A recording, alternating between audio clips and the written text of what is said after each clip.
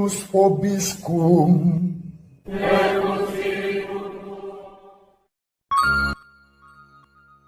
Sahabat peradaban kasih ekologis yang terkasih, selamat berjumpa dalam Renungan Harian bersama saya Romo Alois Budi Purnomo PR melalui channel ini.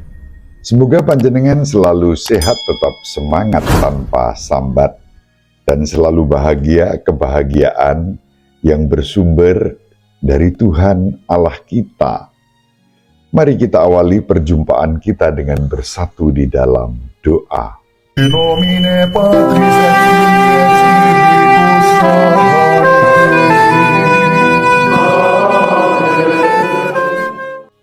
Allah Bapa yang Maha Pengasih dan Penyayang, Engkau tidak pernah meninggalkan kami umat-Mu.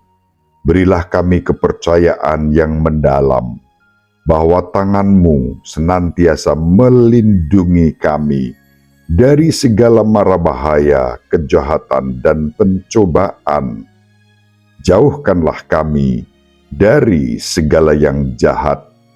Demi Yesus Kristus Putra-Mu, Tuhan dan pengantara kami, yang hidup dan berkuasa bersama Dikau dalam persatuan Roh Kudus, Allah yang Maha Esa, sepanjang segala masa. Amin. In nomine Patris et Filii et Spiritus Sancti.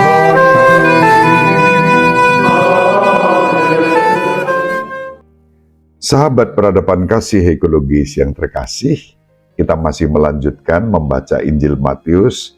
Kali ini kita membaca bab yang baru, yaitu bab 8 ayat 1-4.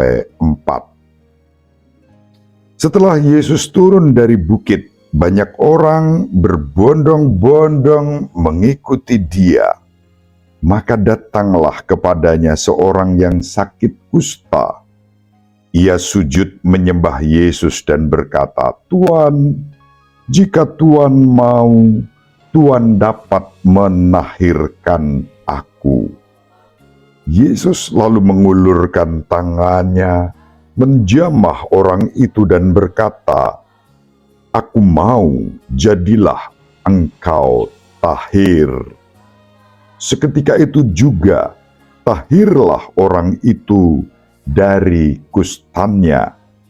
Lalu Yesus berkata kepadanya, "Ingatlah, jangan engkau memberitahukan hal ini kepada siapapun, tetapi pergilah, perlihatkanlah dirimu kepada imam, dan persembahkanlah persembahan yang diperintahkan Musa sebagai bukti bagi mereka."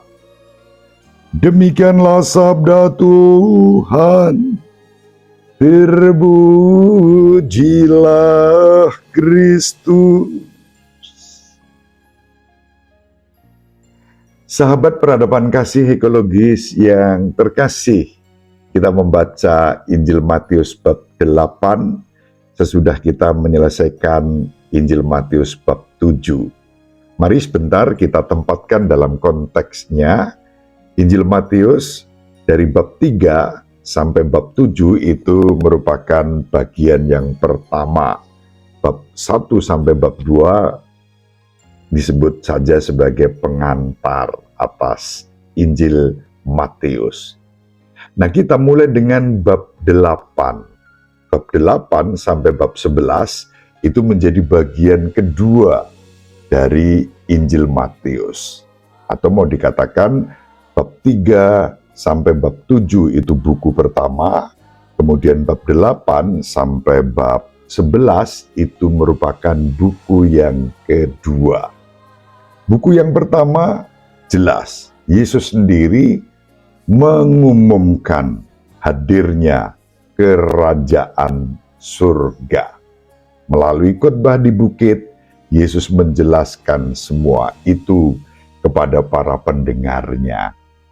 Sedangkan bagian yang kedua, bab 8 sampai bab 11, berisi tentang bagaimana kerajaan Allah itu hadir, berdiri, dan tegak di tengah-tengah kehidupan kita.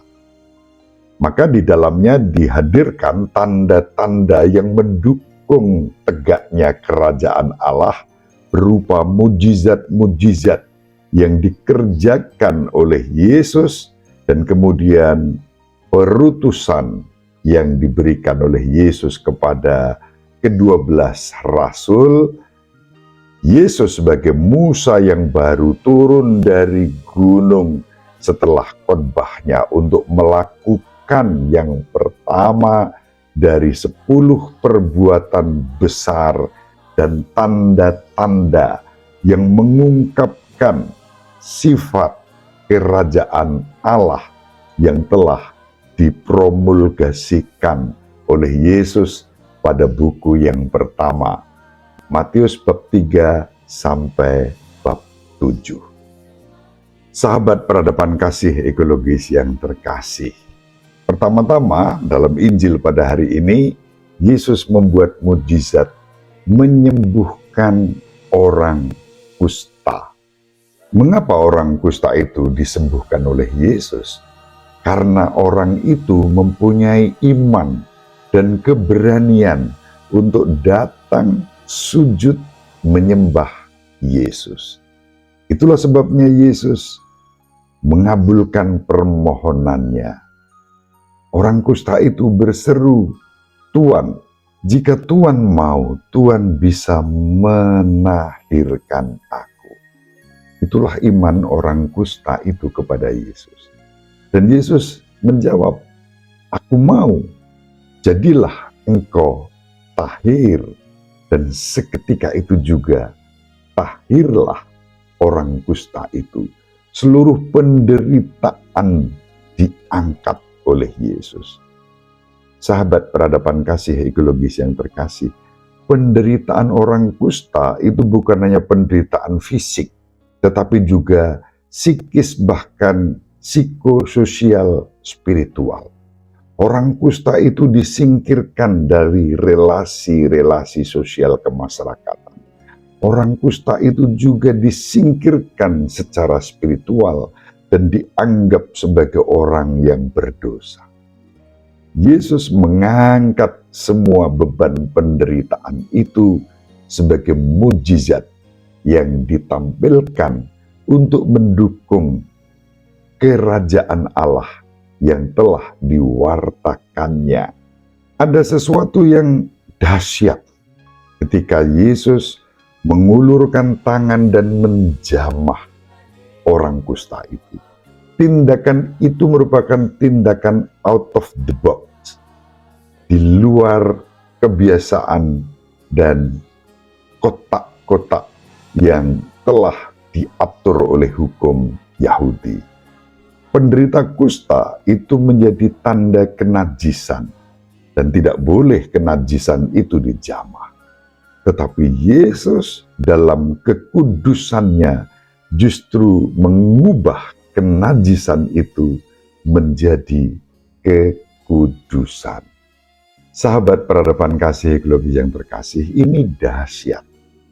Peristiwa ini dapat kita renungkan dalam konteks inkarnasi Putra Allah yang Maha Tinggi yang menjadi manusia dalam diri Yesus.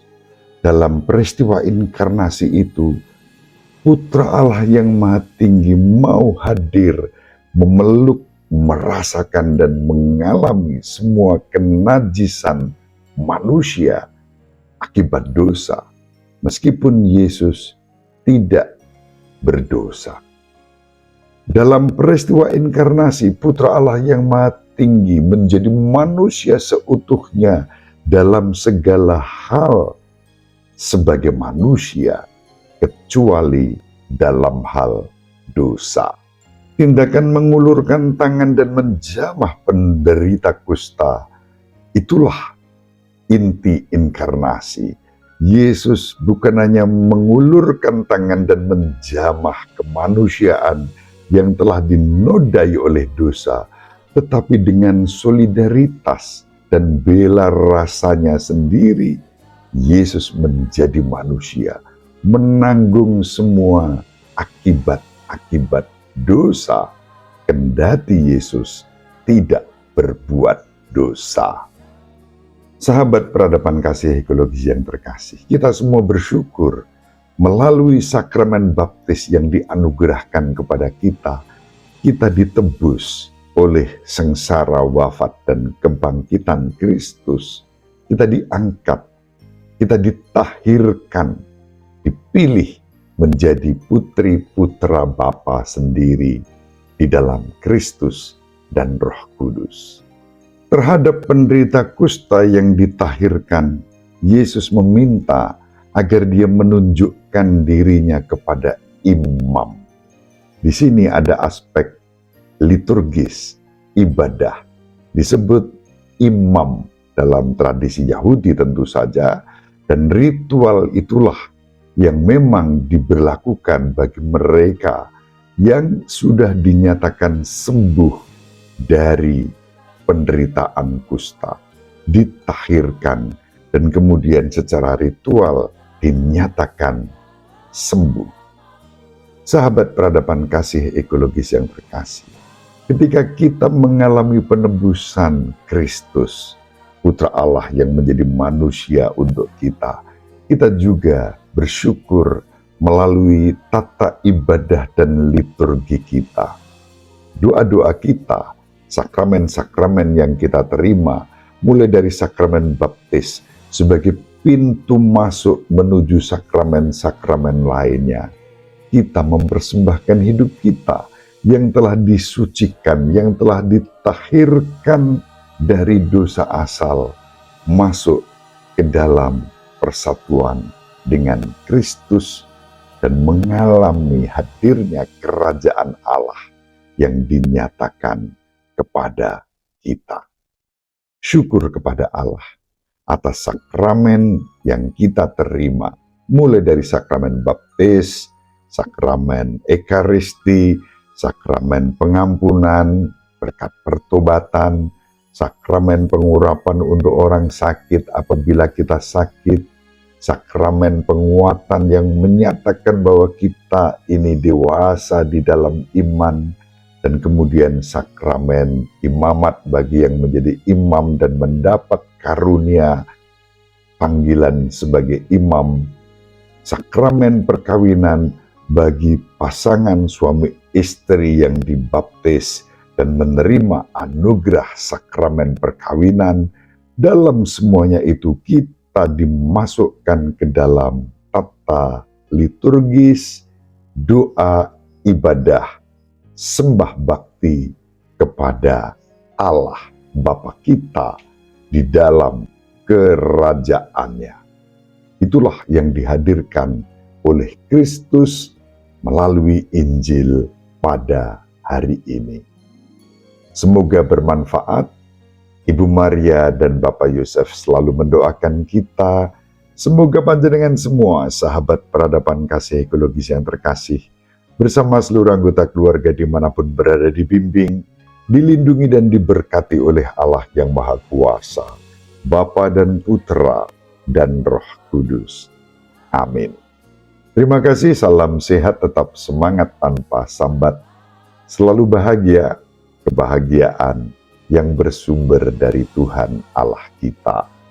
Salve, shalom, salam sejahtera, berkah dalam. Sahabat peradaban kasih yang terkasih, sampai jumpa pada episode berikutnya. Terima kasih atas kebersamaan kita. Salam peradaban kasih ekologis, berkah dalam.